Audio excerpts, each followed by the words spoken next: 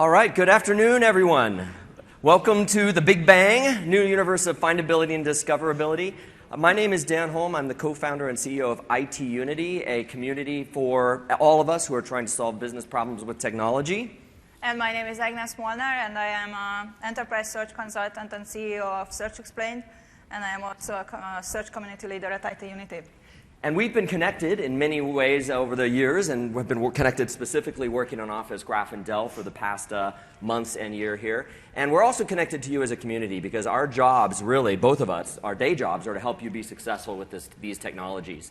And the goal of this session is really to help us totally understand, as best as possible, what Office Graph and Delve are. We hope to give you, honestly, what is, we think, the best explanation of Delve and Office Graph, we hope, that you'll hear at this event. And more importantly, put it in the context of why it matters now. In the grand scheme of things, what are the values of these technologies?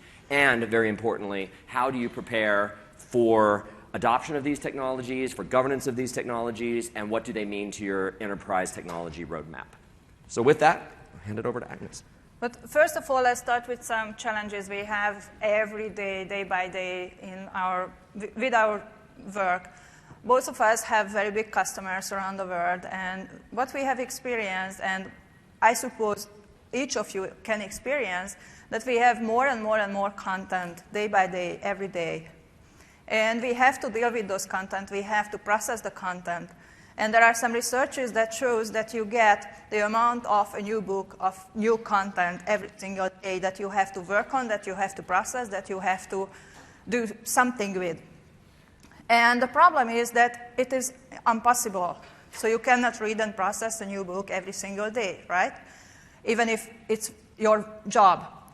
So the problem is we and you might feel we are kind of lost in content, and we have too many content, we have too many things to do, we have too many channels to look at when we want to get content, so it's just too much. And enterprise search is actually a very good tool to support those challenges, but the problem is sometimes we just get too many results with enterprise search, or not relevant results. Or even if the results are relevant, they are not presented in the proper way, in the proper order. So we have to turn pages and pages to get the relevant result. And getting hundreds, thousands, or even million results in the enterprise, in our job, is not the goal. Definitely when you are searching for something in your job, you are searching for one or two specific documents, or you are searching for a small set of documents only. Right? So enterprise search cannot always have. Of course, enterprise search is a great tool, so I am not saying don't ever use enterprise search. It is a great tool, but we need something else too. And with that, the problem is if we put together the problem of the amount of content and the challenges with enterprise search, we get to the feeling that finding the proper content is more and more like finding a needle in the haystack, right? And the haystack gets bigger and bigger and bigger, while the needle stays the same size. And it's an everyday challenge. So actually, the goal is to get over on those challenges and to figure out how to help you, how to help everyone to get the job done. And search becomes even more challenging when you start getting content spread across multiple technical silos. So not all content is just in SharePoint, of course. We have file servers, we have Exchange public folders, we've got business systems in the back end. There's just so many different technical silos of information that getting that pulled together, presented, is a challenge in itself. And over time, IT has found it traditionally quite difficult to get search configured well before users even had the chance to use it. It's been challenging, to say the least. And on the cultural side of things, there are silos as well. We have information that's kept in separate teams that maybe should be shared but isn't. And so those organizational silos add yet another level of complexity and challenge to find the information we need. And while everyone likes to talk about enterprise search related to the content, we also have to highlight that enterprise search and enterprise findability is also about the users. But when we talk about users, who we want to present the proper content and the proper documents, proper results, we have to highlight that there are different types of users. Each of us are different, right? So, but if we want to figure out how to categorize those users from the perspective of findability and enterprise search, we found that actually we can identify 4 different types of users by 2 different dimensions, as you can see on the picture right now. So basically, one dimension is the domain expertise. How much and how deep I know the domain I work in.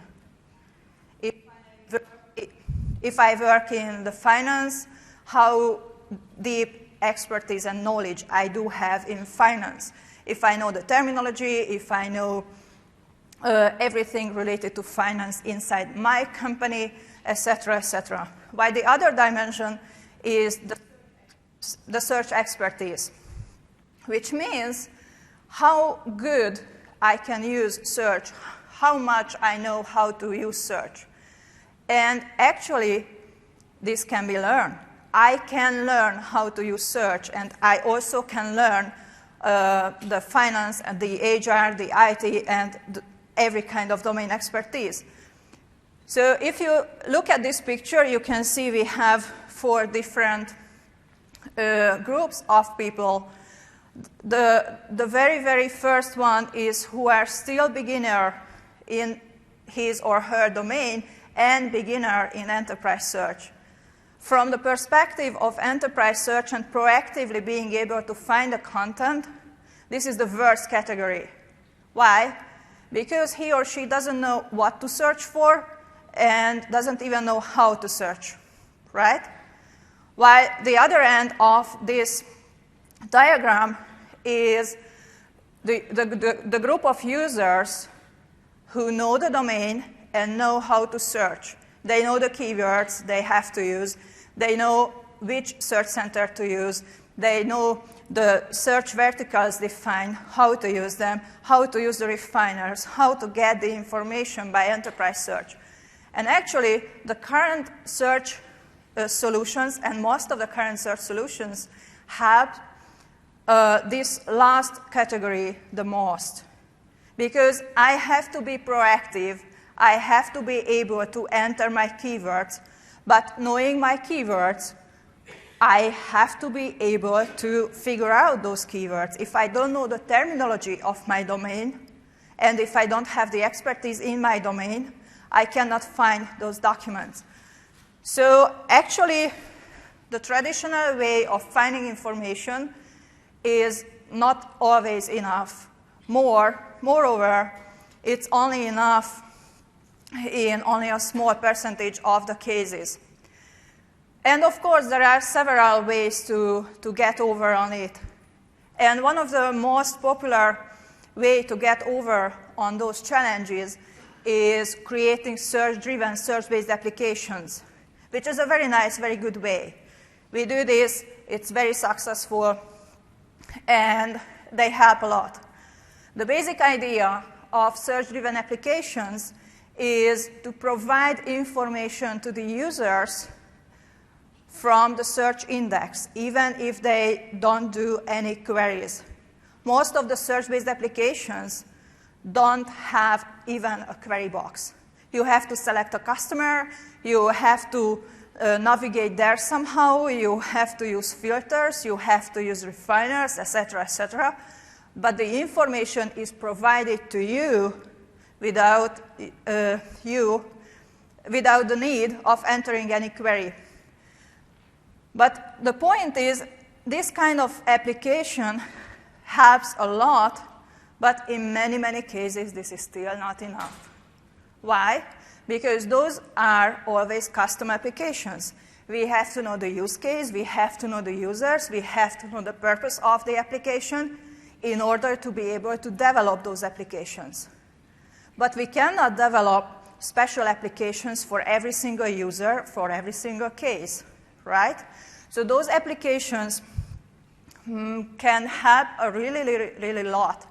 But we have to say that the enterprise search, as we know it today, is at least outdated, or in many cases, it is broken. It's not enough. We need something else to get over on those huge information overload that we have to face day by day.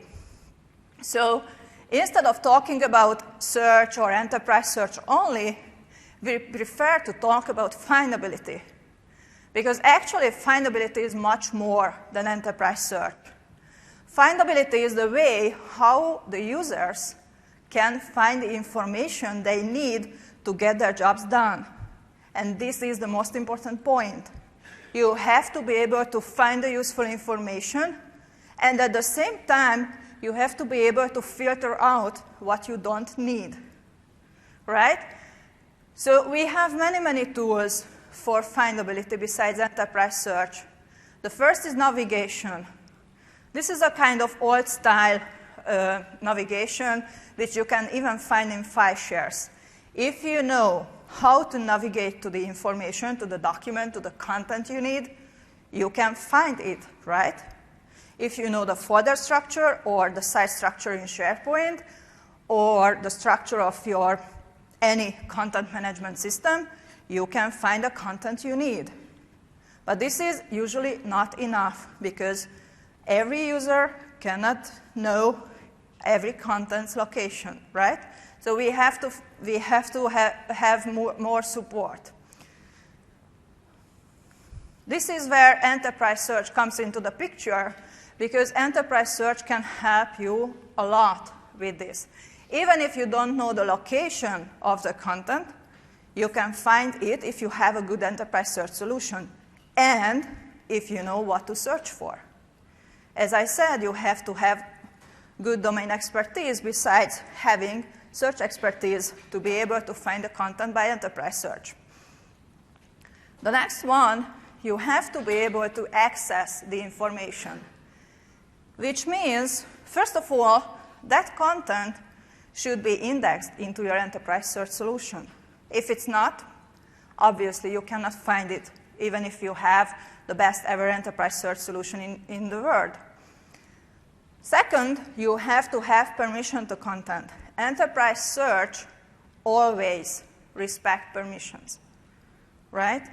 The search results are always security trimmed, which means if you have access to the content, at least read access to the content, you can see that content in the search results. If you don't, there is no way to display that content to you.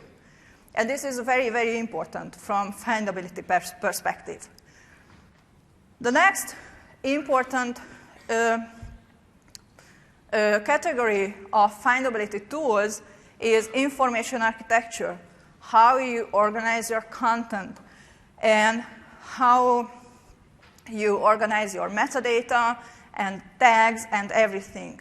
And usually this is one of the most important and one of the biggest challenges of the enterprise search implementations, because a good information architecture can help a lot in findability, but it's also true if you don't have a good and clear information architecture, it's very hard to get a good findability experience.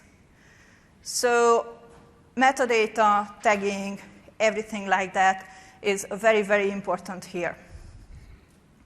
The next category is user experience. How the users can experience the content. Do they feel good when they use the environment? Is the environment ergonomic enough to use? Can they have filters, refiners? Can they change the order of content, etc. So if they like using it, they will use it. If they don't like using it, they stop using it. So this is also a very important thing from findability perspective. Yeah, and if you think about this slide in a different way, it's also sort of a map of how we've evolved our delivery of findability. It started with navigation and file shares in IT, and then it went to adding enterprise search and the early days of search. And then as we improved search, we brought more into the index. That's the accessibility. We then realized there's a lot there. We need to start creating some information architecture and tags to help people find information more effectively. We then improved the user experience with refiners and previews of documents. And what has been missing and has only recently started getting into the equation is the user himself or herself. It's been about the content and not about the user. And only in recent times, in the evolution of enterprise search and findability, has user interaction started to have an impact. And it's in the case of rankings, where search engines start using clicks, for example, to decide what might be relevant within a search. But that's a very early step in understanding what users are doing with the information and how valuable is it. It's not necessarily just about clicks. We also want to start taking into effect who the user is. What is their job? What projects are they involved with? What are their areas of expertise? And allowing that to help impact our rankings of content so that content can be found more easily. And in order to do that, we have to start relying more heavily on machine learning, which has obviously been a big theme of this event, where the system starts understanding more about our persona and our job and what we're trying to do so that the machine can start making decisions on the fly about relevancy of certain information. And so what we've been setting here is a stage for an understanding that enterprise search really is, as Agnes mentioned, not enough at best and broken at worst because it's been focused on people of high domain expertise and high search tool expertise. We need to now take users into consideration and help connect them with the information they need, and that's where discovery comes into play. It's the ability to help users stumble upon serendipitously the information that they need to get their job done. And so if we think of search and discovery as almost the two big branches of enterprise findability, we've gotten ourselves to the threshold of where we are today. And what we need to be focusing on is not how can we deliver search as a service to our organizations, but how can we deliver findability? How can, in the end, we connect users with the information they need to get their job done? And walk onto the stage, Microsoft's solution to that, Delve. All right, so with that, let me turn to our demo environments and show you how Delve works. I am almost 100% sure most of you have attended at least one Delve session before this week. Right? If I'm not How many of you have heard something about Delve and Office Graph this week? All right, there we go. Now, hopefully what we're going to set up here is the best explanation, so you really can go back and explain it to your teams. So basically, what I am going to do now, I'm not going into the deep details first, but how we built up this session is I am going to demonstrate the basics first in Delve, the user experience. Then we explain the details behind it by Office Graph. Then I am going to explain the details, and I am going much deeper into the Delve experience, and then we turn to Office Graph again, just a kind of deep dive. I mean, not technically speaking, but from business perspective.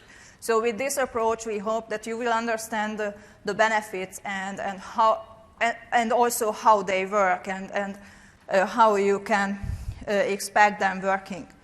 So with that, I am logged in to Office 365 now, and this is my personal Delve homepage. Those are the documents that are trending around me.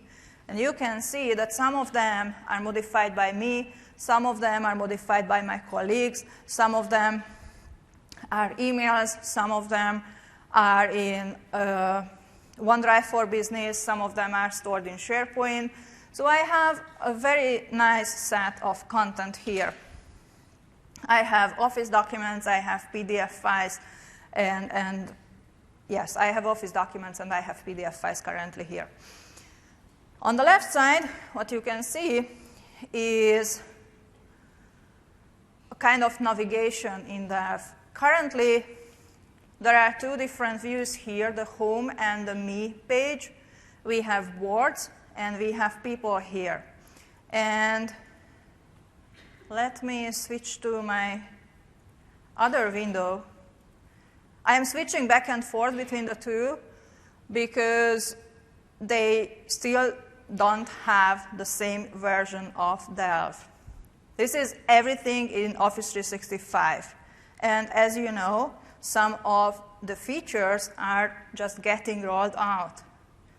So I am trying to show the most up-to-date features that I can get access to.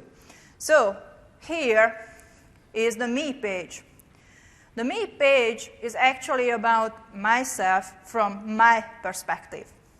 And this is very, very important because, as you will see, and as you already might have seen during the conference, Delve provides your personal view about the content and users trending around you in the graph.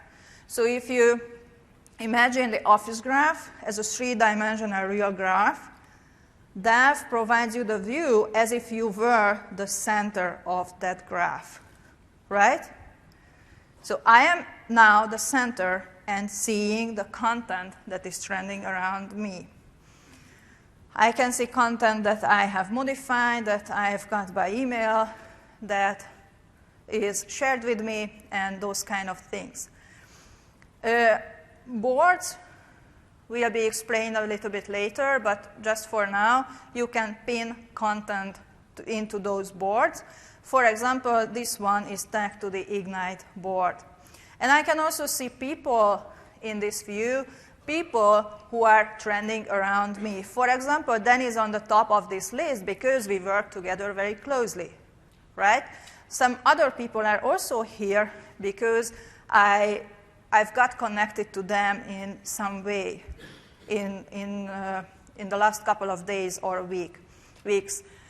The last thing I would like to show you at the moment is my profile.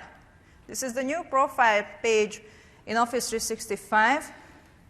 And you can see many details about me. You can see the organizational information and all those kind of things, which is also very useful. If I click on Dan's name here, once again, this is the view of the information stored in the graph from my perspective. I am seeing Dan's page now, so I am seeing the content trending around Dan, but still from my own perspective in the graph. So those are the content that are around Dan somehow in the graph. We will explain the details later. And if I click on Dan's profile, I can see the information about him, the organizational information, who is his manager, etc., etc. So those are the basic informations that you can see in Delve, and this is the basic experience that you have to get familiar with. And now we are going to explain how everything works here. So Delve is giving you a very rich experience with the information around you rather than you having to go look for it. And at this first level, that's what we wanted you to see, as well as the fact that each of these cards in the Delve interface present the content and give you easy access to actions around that content, so you can do things with that content as well. Now, to really understand what's creating this experience, this is where we take our first look at Office Graph and how this is being built. So Office Graph is the engine behind the Delve experience. And Office Graph has recently been started to be portrayed by Microsoft as a brain, and that's a great image to have, because Office Graph really is the brains of Office 365, as we'll see. And it's one of the things that is going to power a lot of very intelligent experiences moving forward. So we're doing a little bit of a shuffling of tendencies behind the scenes here. This is great. We can stop here. We're good. No, you can. Yeah, we're all good. Sorry. So what we're going to do is we're going to look at how the graph is being built in real time. And let me pull up my tendency here. So again, we're bouncing between tendencies in order to show you the most recent information.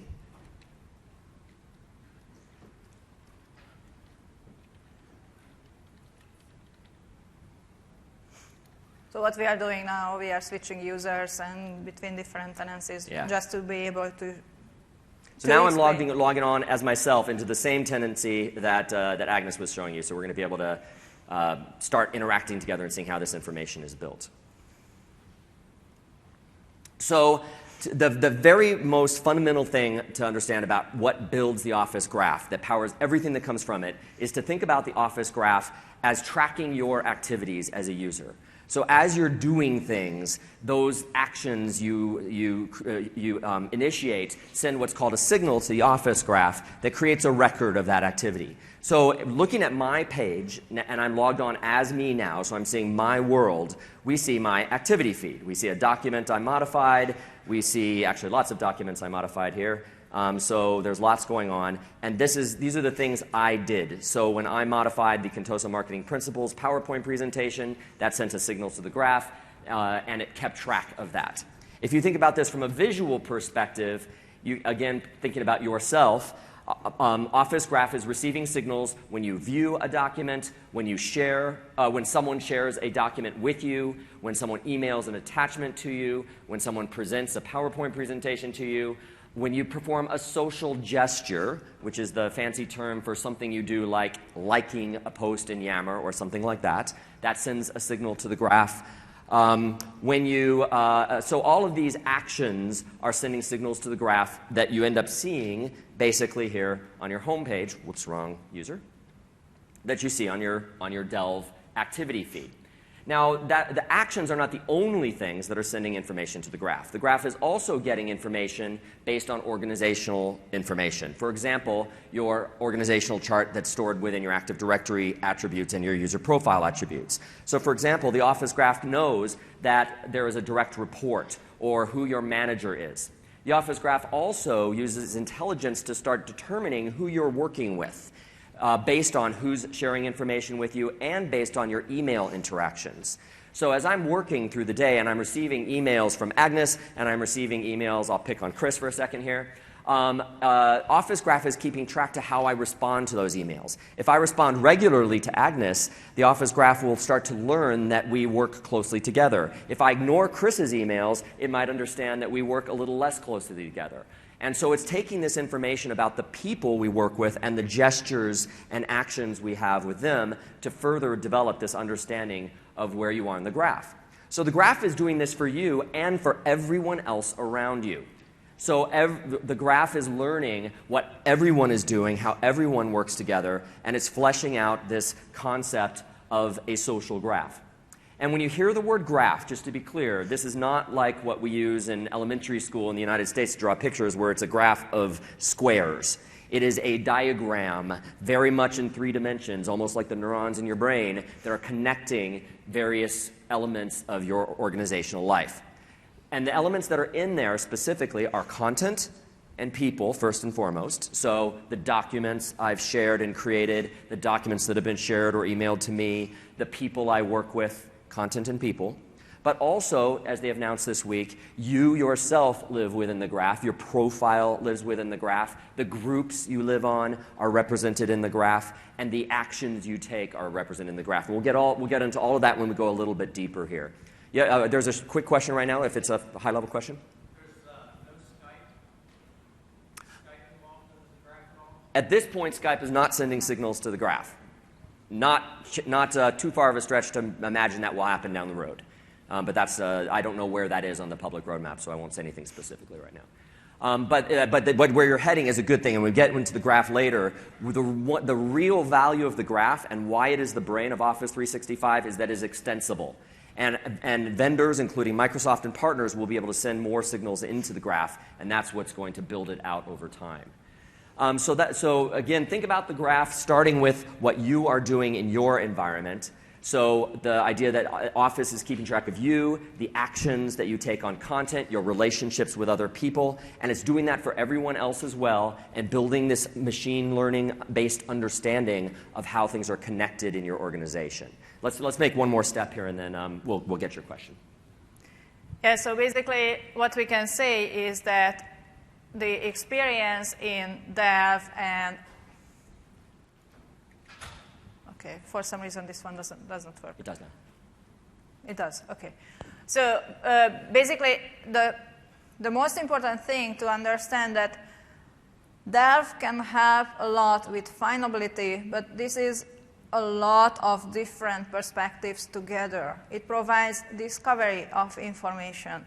Of course, you can use search, as I will show you a few minutes later, but and also it uses the search index behind and combined with the Office graph. So search is related to Delve, but this is not the only thing. It is also social. It's not a question. It's a social graph behind it. The Office graph stores a lot of information about the users, the relationships between users, how they work together, and everything. So search and social are both together in this experience. The next thing that you have to understand is machine learning and enterprise intelligence behind Delve. To be able to provide your personal view of the graph by Delve, it has to learn. First of all, when some systems can send signals to Delve, to the Office graph, sorry. So when systems send signals to Office graph, it's a kind of learning process because it stores the relationships, it stores the users, it stores many properties, it stores the content, many, many things. But also, it learns about you when you do different things. If you open up a document many times, that means you have a strong relationship to that document. If you modify a document several times, it means a much stronger relationship. If you don't even open the document, even if it's shared with you, or even if it's stored somewhere that you can access to, it doesn't mean any kind of relationship, or even if it does, that's a very, very weak relationship. And last but not least, it's also about big data, because it is huge. The last numbers I have seen about the size of the Office graph in Office 365 was it contains more than 8 billion relationships. And it was like a week or maybe 2 ago. And it grows day by day, second by second. So you can imagine how much resources are needed to be able to process all those content, relationship, people, and everything together. So the experience in Delve, provided by Office Graph, is a kind of combination of each of these search, social, enterprise intelligence, and big data. Just to summarize the first overview and what you can do with Delve in your business, we have collected some kind of use cases. First of all, you can find content without doing any query. When you log in, you open up your Delve page, the content is there for you. You don't have to search for it. You don't have to enter any kind of query. You get it. And in many cases, this is actually very good. You can find content trending around you, even if you don't know anything about that content. So my very first experience with Delve was not on my own tenant, but Delve and Office Graph has been released first to a customer of mine. And actually, I have an Office 365 account to that customer because we work together. I have to put my documents to their SharePoint sites. So this is the collaboration page that we use. So as soon as I saw the Delve icon there, I clicked on it. I got my Delve page. And there were some very interesting content there. Of course, I could see the content I was working on. But also, I could see some content about that customer's current researches, what they were working on that I was not related at that point yet. But still, I could see that information because I had access to, and because that content was modified by people who I work with at this customer, So those content, those documents, popped up on my dev page. Actually, this means two separate things. First of all, I was able to discover those content even if I did not know anything about them. I did not even know that my customer was working on that research at that point. Second, it's a question why I had access to those documents if I did not have to work with them. This is a question of security and privacy, which we will cover later. But I could see those documents because I had access to, right? This is very, very important. I am 100% sure that customer had millions of documents that I would never see on my dev page because I don't have access to. The next thing I want to mention here is another customer. We use my company's Office 365 tenant to collaborate with this specific customer. So we upload the documents there, we modify the documents there, etc., etc. When I left to this conference last week, I uploaded an Excel sheet with many, many empty cells, asking my customer to fill in those cells because I need those information from them as soon as I get back home to be able to continue the project. And yesterday, when I logged into my dev page, I did not open the document library. I did not open anything, but I saw the timestamp on that document. And actually, that document showed up in the top row of my dev page. And it showed me that that customer was really working on that document. They have modified it. When I logged in a couple of hours later, it was modified again by another user at that customer. So they were really working on it. And at the end of the day, yesterday, I opened up this document and found that all of those empty cells were filled in. So I could figure out, even without opening the Excel file before, that yes, they are really working on the document that I asked for. Last but not least, you can also find your colleagues by expertise. So I am going to demonstrate this in a second, but if you are searching for something in Dev that one of your colleagues is working on, you can find the user as well, not the content only.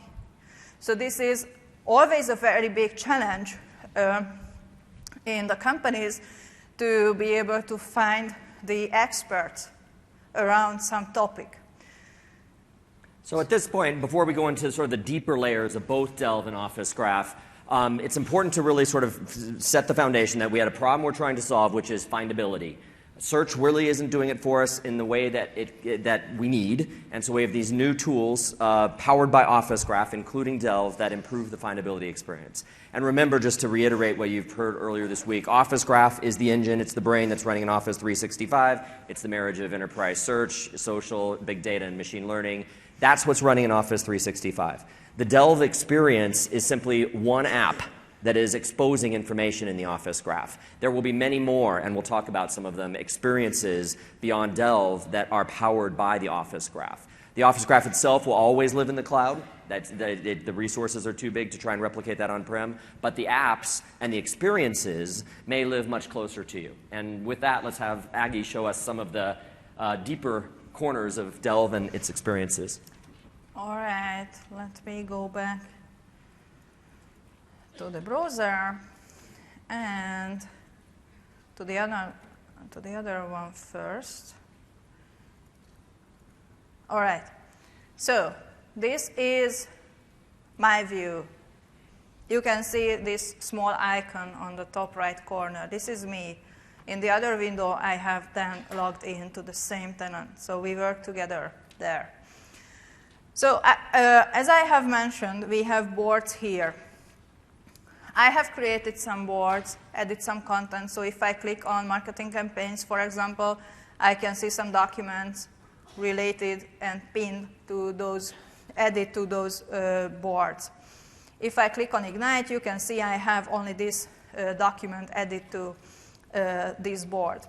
If I go to my page and, for example, if I would like to add this document to the board as well, as soon as I start enter the name of the board, I get it here as a suggestion, and I can add it to that. If I click on Ignite, there you go. Now I do have 2 documents here.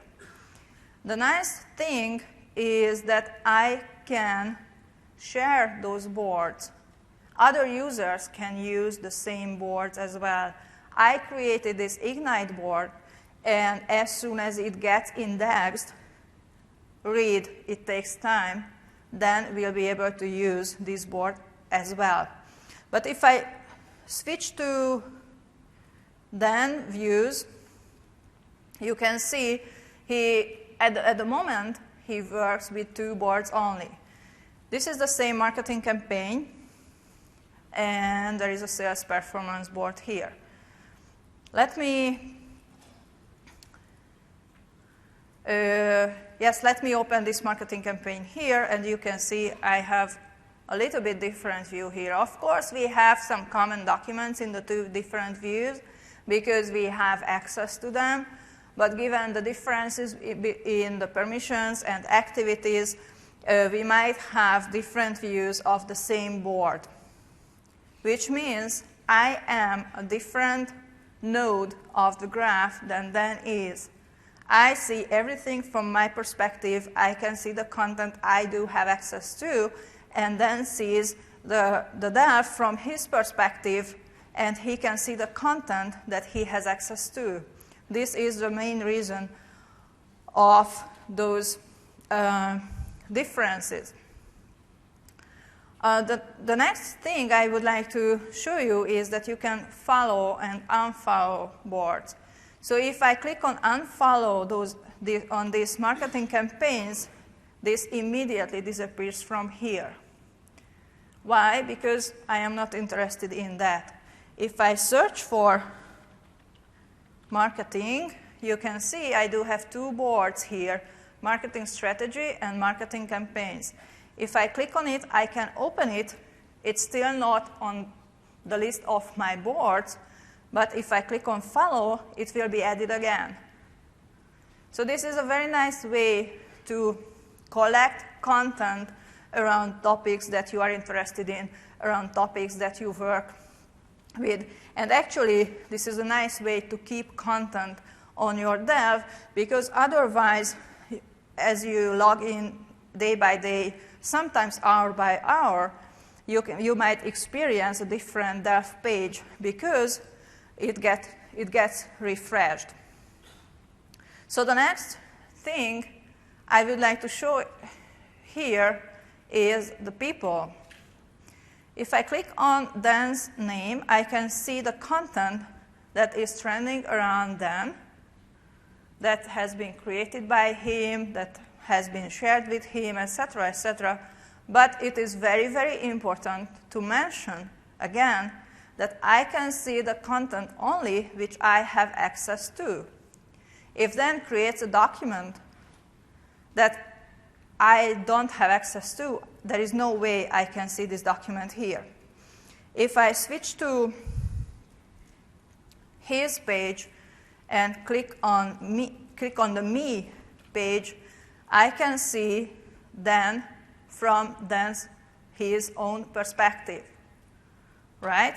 So this is the content that is trending around Dan from Dan's perspective, respecting Dan's permissions to the content.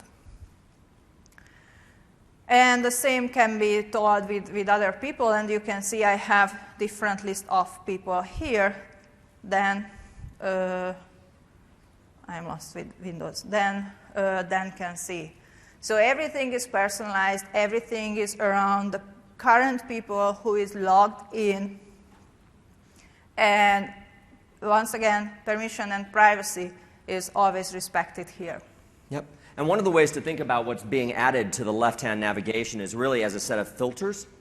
So you're taking the Office graph and you're pivoting, as people like to say these days, you're pivoting the content around my perspective of my content, my perspective of my colleagues' content, my perspective of what we've put on a board that maybe many people have access to, my perspective on what's trending. And there were some additional experiences announced during the course of the week. Do you want me to talk about those? These additional ones? So what we've been seeing here are some examples of. One more. There we go. Finding content through people and finding people through content. So the idea is if I go and look at my colleague's page, I can see content that she's working on, and if we're working closely together, maybe that's something that I need that would be of interest to me. And similarly, if I'm trying to launch a new project, and I do a search in Delve or elsewhere and find content related to that, that content will naturally lead me to the people who have been working on that content as well. So if I go to a document, I can see the people who are trending around that document, and I can find expertise that way. Now, the next steps that have been revealed here at Ignite about Delve is the idea that groups will have an experience centered within Delve as well. So when you are looking for a set of expertise, you might land upon a group. And groups by default are public, which means the things that they're working on are visible to everyone. They can be made private. But assuming a group is public, you'll be able to see the content that that group has been working on and be able to identify whether that group makes sense for you to try to join as well, or it might lead you yet further down the path towards information that's useful to you.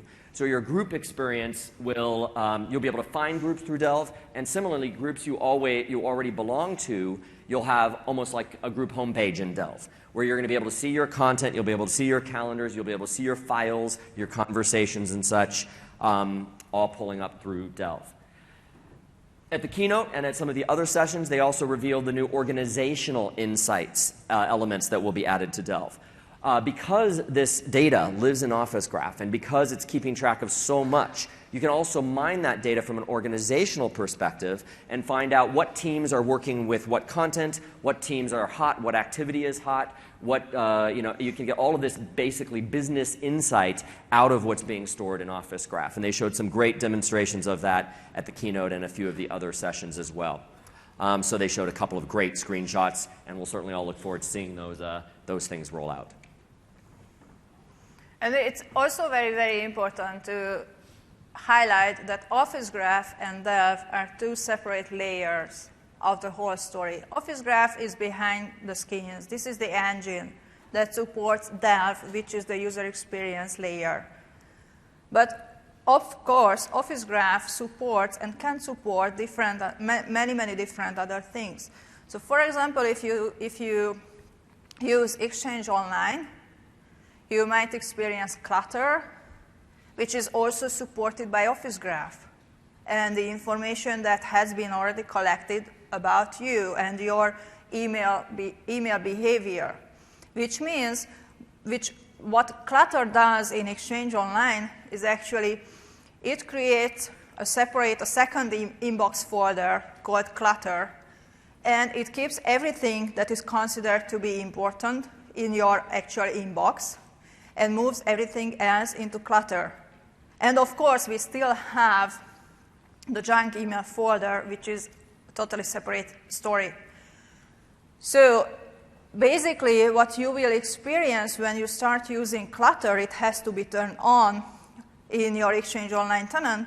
As soon as you can start using it, what you will experience that the important and real emails will be kept in your inbox, and the marketing emails and those kind of not really important emails will go to the clutter folder. It's very, very important to highlight that it is learning about you, and it keeps learning. So if you move some emails from clutter to inbox several times from the same account, from the same user you've got, it will learn it, and it will keep it in the inbox folder. And vice versa, if you keep deleting some types of emails, it will move them to the clutter folder. It was a kind of funny when I turned it on in my own Office 365 tenant. it started to put the emails coming from my husband to the clutter folder. Oh, it had already learned about you. Luckily, my husband is not here, and I hope he is not watching the recordings now. So this is how it started, but I started to move the emails coming from my husband to the inbox, and it learned. So now I get all the emails coming from my husband into my inbox, right? So it's proved it's really learning. Yeah, absolutely. And next generation portals and videos and everything is also using Office Graph behind the scenes. And it's also very, very important to mention that you can build your own application on the top of Office Graph as well. There were some other sessions previously this week that demonstrated those custom applications that are already working on the top of Office Graph. So even if you have attended those sessions, you know what I'm talking about. If not, you can get back, show the recordings, and you can get a picture what is possible on the topic of on the top of Office Graph. Exactly, and we'll see a little bit of that as we dig into the next layer of what Office Graph actually is. And so we sort of set the foundation of Office Graph being this stream of signals based on your activities, based on your relationships with other people. Let's actually see what that means. And also introduce some of the terminology that you'll start hearing used around Office Graph and Delve. And as I go into this, let me make a note that the terminology is still a little bit fluid. There are going to be some shifts in terminology that's used as Microsoft settles down and determines what resonates most effectively with customers. But if you understand the concept, then you'll be able to recognize how any new terminology applies. But we started with the idea that as I create a document, the Office Graph is sort of keeping track of that. What does that actually mean? Well, in the Office Graph, there are nodes, and those nodes can be of several different types. One of them is a node that represents you as a user. Another one might be a node that represents a file. And those nodes have attributes. So, for example, a user node has attributes about the user's name, for example, and the file node has the title and the URL to that, and maybe a pointer to the author. Now, that pointer to the author creates what's called an edge.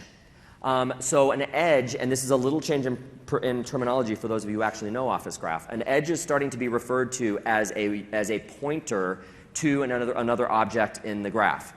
Now that's, and so that's one kind of relationship. But then there's also the type of relationship that's created when I actually create that file. And the way that's done is by creating yet another node in the graph called an action node. And that action node has properties including the fact that the specific action I took was to create.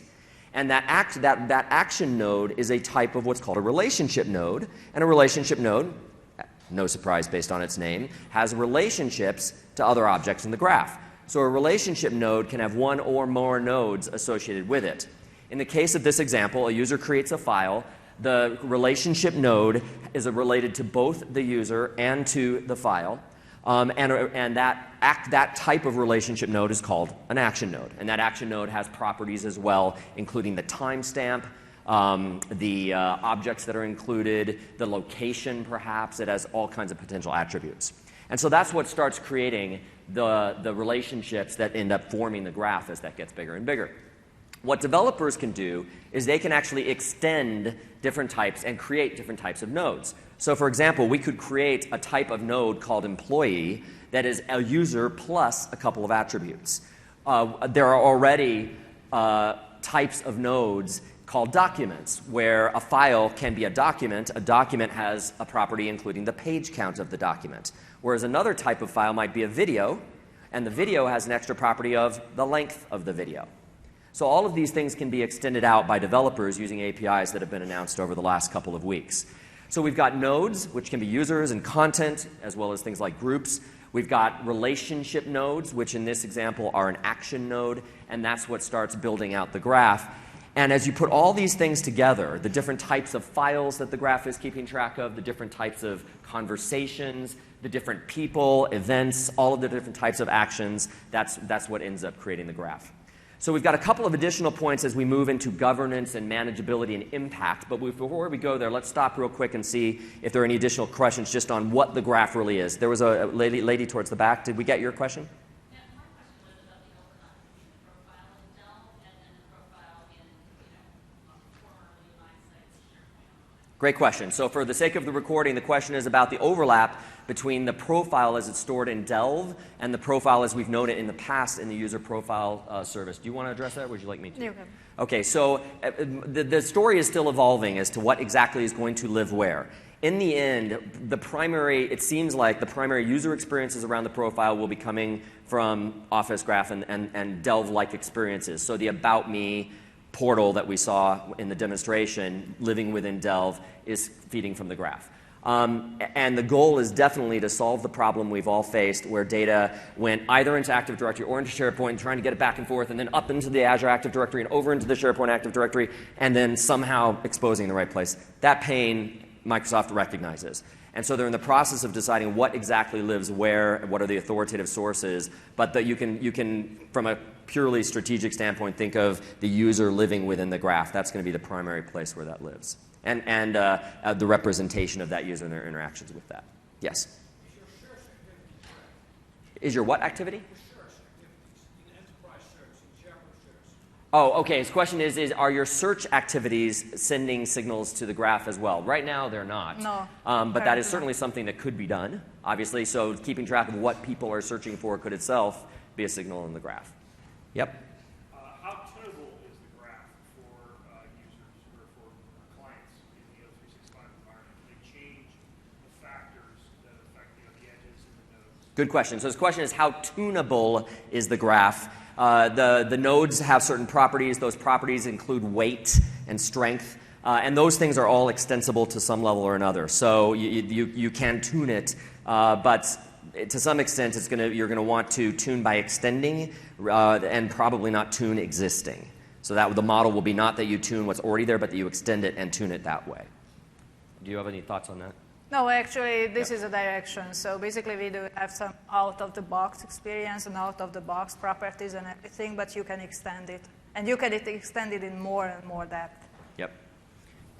Is the implementation of the graph per tenant, or is it spread across tenants? Good question. Is the scope of the tenant is limited to a single tenancy or going across tenants? Right now, the graph is within a single tenant. However, we're already starting to see some blurring of the lines in other spaces that bode well for the future. For example, at the hybrid workshop on Sunday, it was discussed how hybrid across tenants is going to be supported in various ways, including search. So as information, let's just assume you have 5 tenancies in Office 365. If you've unified search across those, wherever that search unified index is living is going to be feeding the graph. And so you'll have a place where information is centralized. And the same thing is happening with on-prem and then on-prem hybrid scenarios, where what is going to be happening over the course of the next year as we head towards SharePoint 2016 is the graph will always live in the cloud, but your on-prem data, so to speak, will be feeding that graph. And so the SSAs and hybrid search integration will allow what's being stored on-prem to be put into the graph on the cloud, and therefore people's experiences in applications like Delve will be informed by what actually lives on-prem. So the direction is clearly to create as much of a unified experience as possible, but the technical answer is the graph itself is in a tenancy. A clarification, you were talking about boards. I mean, can you look at the same board as 2 different logins? Yep. And you saw different things, and it's clear to me that security trimming was one of them. Yes. Was the other one your graph order, for lack of a better word, showing in a different order? Good question. So his question is related to 2 different users having an experience with the same board, with a shared board. Both users, as long as both users can see the board, which you can right now, what you see on the board will very likely be different because I don't have access to the same documents that Agnes does. That's definitely issue number 1. The second is what powers relevance to me is going to be different than what powers relevance to Agnes. So it's going to take into account documents that her close colleagues are working on that board versus what I see and my close colleagues working on that board. So the order will change. Well, the order will change, but all the same content should be. Well, actually, you can imagine those boards and the left side names on boards as filters. So I can see different content and different things out of the graph on my dev, then can see different things. When I click on the name of the board, my view gets filtered by that board. But still, I can see my personal view of the graph. Yeah, and another way to think about them is a kind of tag. Now, so that we're all tagging with the same term, and it creates a filter that we then tag by, but it's still taking my view of the graph and filtering it by it versus her. The result is the same. You see what you have access to and the order that is being determined for you by Office Graph. Great clarification. All right, let's move a little further so we don't run out of time here. And then okay, go ahead.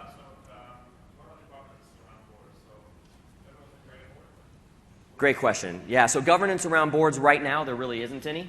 Anyone can create a board, and the boards are searchable by default, but there is clearly an evolutionary path for boards, so I would not expect that to be the long-term play. That is what Microsoft calls a minimum viable product, or MVP.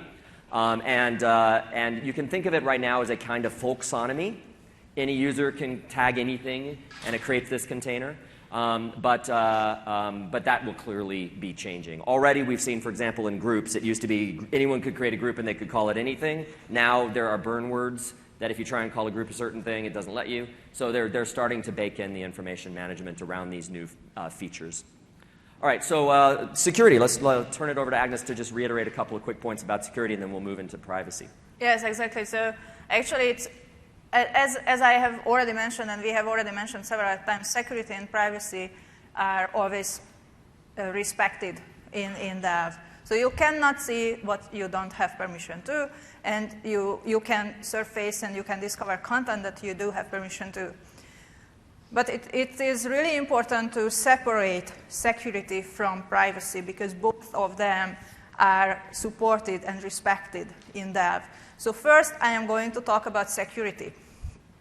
You can imagine it the similar way, and actually this is the same way how it works in enterprise search. Everything is security trimmed, which means if you do have access to something, you can explore it. If not, you cannot. So if I do have access to a Word document, and if I opened up this Word document recently, I can see that Word document on my dev board. Similar with meetings and other types of content. If I have a PowerPoint shared with me, and if I opened it up recently, or if it's been shared with me recently, I can see that on my board. And I can find it, I can discover it. But of course, there are some other users in the graph. Dan and I are working together. Let's say he is my manager, right? And let's say he modifies a Word document that he has access to. In this case, this Word document will pop up in his dev page because he has recently modified this document and he has access to this document. But I cannot see this document at all in dev, and I cannot find it, I cannot discover it, because I do not have access to this document. I am a separate node in the graph, and I don't have any direct relationship to this Word document, plus I don't have any access to this. So there is no way I can see this, then can store any sensitive information in this document. This document is safe. Similar with emails. If I get an email from someone with some kind of attachments, read Office documents or PDF attachments at the moment, those emails with attachments will send signals to the graph, and I can see them in the graph. But since I am the only receiver of this email, I am the one who got this email, I can see this. But then is my manager cannot see this email because he doesn't have permission to my inbox, right? So I can work on anything. I can get private emails with attachments, there is no way he cannot surface it, he cannot discover it, because he doesn't have permission to it. Yeah, by the way, I'd like to say a little digression here. How many of us have ever had the situation where you went to look for a document and you're like, oh my gosh, did I save that somewhere, or is it still an email? Did I view it in email? And most of us have had that experience. And you can sort of imagine how nice it is with Delve. You just go to Delve and look at the things you've looked at recently from your own Me page, and you'll be able to see those things regardless of whether you kept it in email or whether you shelled it out to your OneDrive or whatever. That's pretty cool. Now, what we've just talked about is really just sort of a final polish on the point that what you see in Delve is security trimmed. But privacy is also important. And let's look at how privacy is supported, because privacy is actually a little bit of a different construct than security. In order to support privacy, the actions themselves can have public or private properties to them. And some actions are, by definition, private. So, for example, if someone receives an email, that signal is a private signal. More importantly, perhaps, in this example, is going to be if you view a document, that action is a private action. You viewing a document will not bubble up in someone else's Delve. You'll see it in your Me page, but if I look at your page, I won't see it. So here's an example of why that's important. Let's say we've got an organization with an HR department, and the HR department has defined something like maternity benefits. And Agnes, you want to turn profile so everyone can see it here, thinks she might be pregnant, and so she wants to explore what the maternity benefits are. And so she looks at that document. Now, she might not be ready to let anyone else in the organization know that she's pregnant. She might not even be ready to let her husband know, as was the case for at least a day. Maybe my emails goes to the clutter folder. And so I, as her manager, should not receive any information that she's looking at a specific document. That's the difference between, even though I could look at that document, right?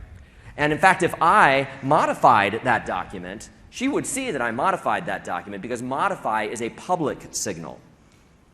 So the relationship node itself, the action, is private or public, and viewing a document is a private action. So what used to be called a private signal. So that's how privacy is actually supported. And again, it's something that you can extend. So as you create custom actions, you could define a specific type of action as either public or private, which then determines how it is viewed by others who did not perform that action. Yes? So if let's say the HR representative, the creator of the maternity benefits document, would they be able to see the people who viewed it then?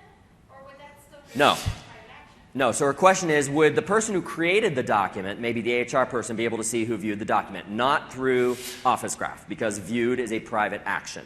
Now, there might be other ways if you wanted to provide that visibility through auditing and other kinds of things, you could certainly bubble up that information. But Office Graph, as an engine, treats viewing as a private signal. You said just a minute ago custom actions. What is an example of a custom action? Oh boy. Okay, so an example of a custom action.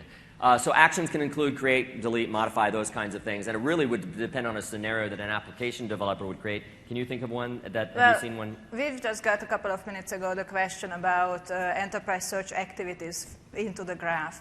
That could be a very nice example for this. Because if I search for something, if I open up a document, that signal that is sent to the graph, that to this query, I opened up this document, and this is a relationship between me and that document. This is an action I did for this query.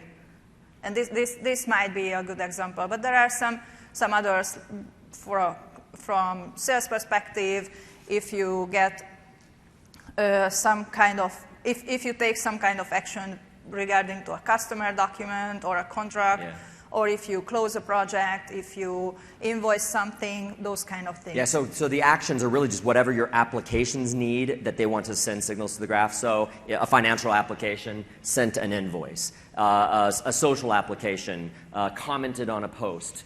Whatever your applications are doing that are feeding the graph in order to better support your organization, they would define what they want to send to the graph. And in the case of Office documents, it's create, modify, delete, those kinds of good things.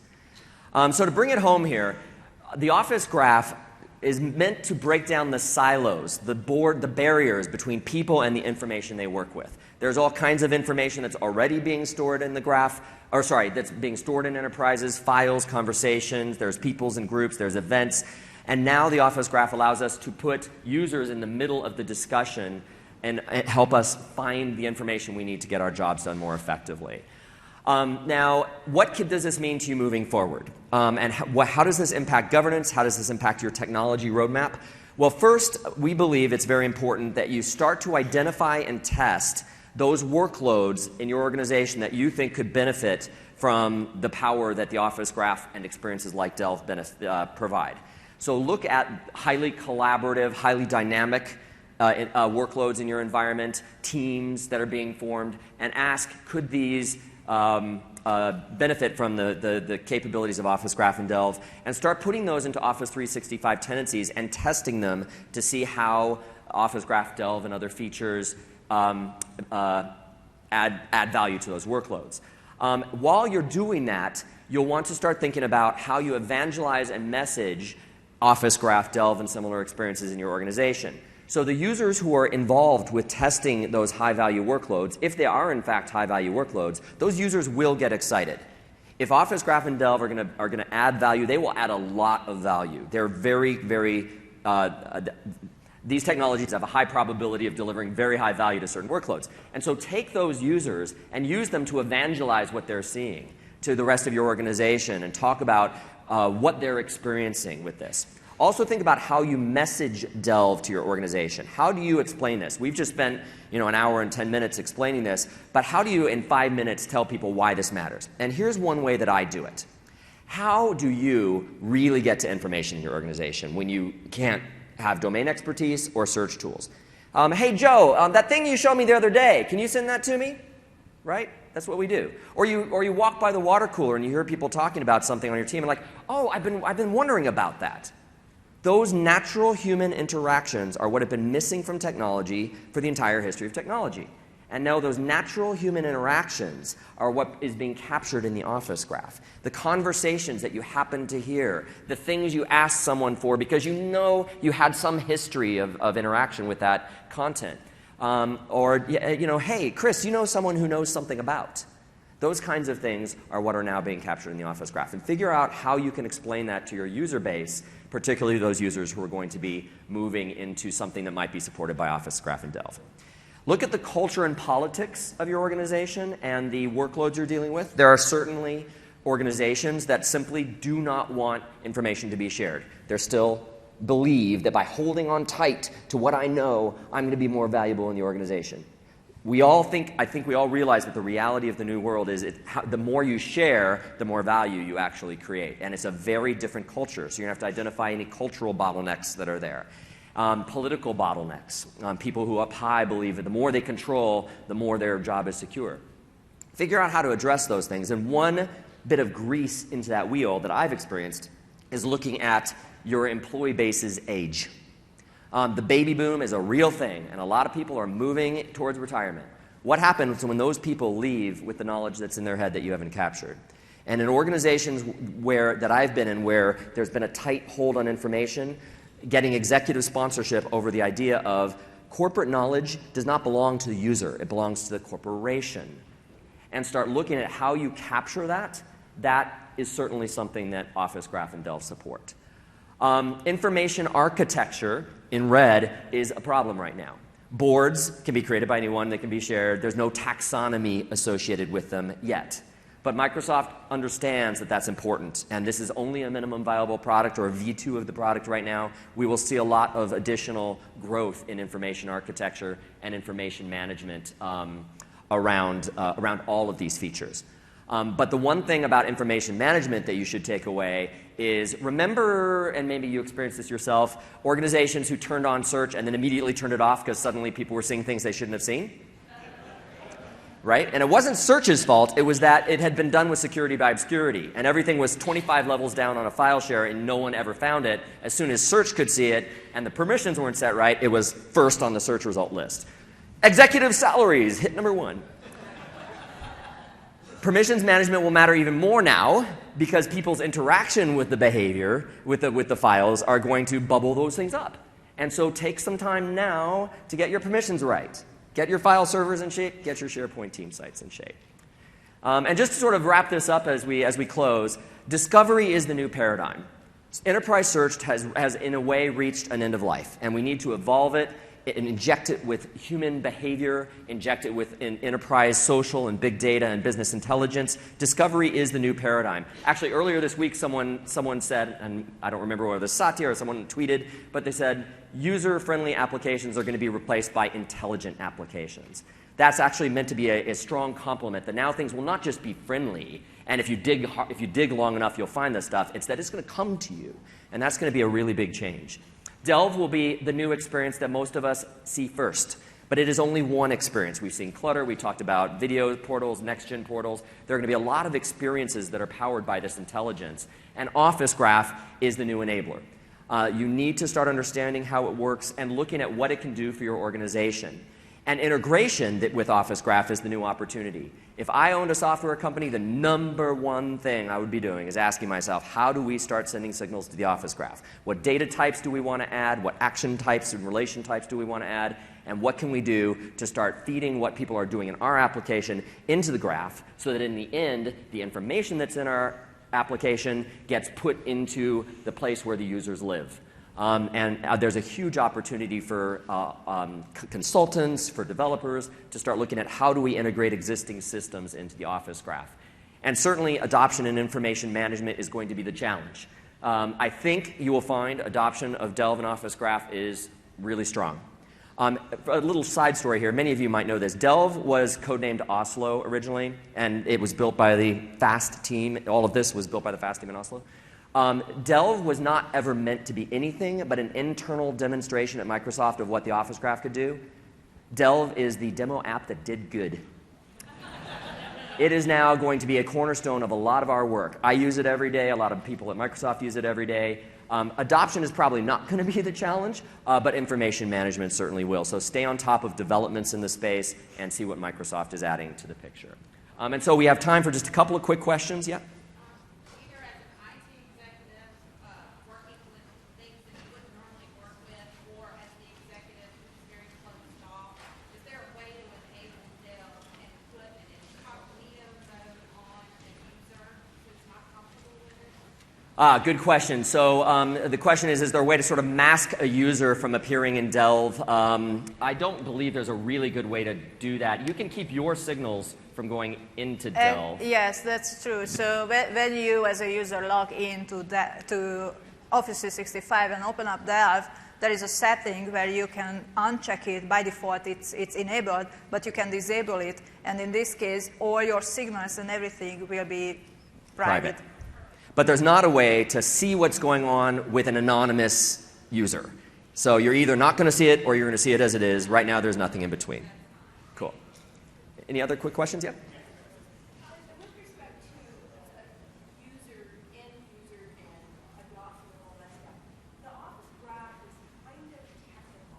Yes. It's important for those of us who are in the biz to understand it, but how do you explain it to somebody that doesn't really need to understand it at any level of depth? Or do you just have to overcome that? How do you explain Office Graph to someone who doesn't need to know it at any level of technical depth? I personally like the idea of having, if you can have them see their own stuff, it helps. Have them open up their Me page and see what Office Graph has been keeping track of, what they do. And then help them understand that everyone else in the organization, the same stuff is being tracked. And so then when they go to their home page, what they're seeing are the intersections of all of that. That's kind of how I like to sort of help them understand what the Office Graph is. All right. With that, if you've got additional questions, feel free to come up. After all this, I'd like to say mahalo. Thank you, Köszönöm. And we'll see you at the rest of Ignite. Thank you so much.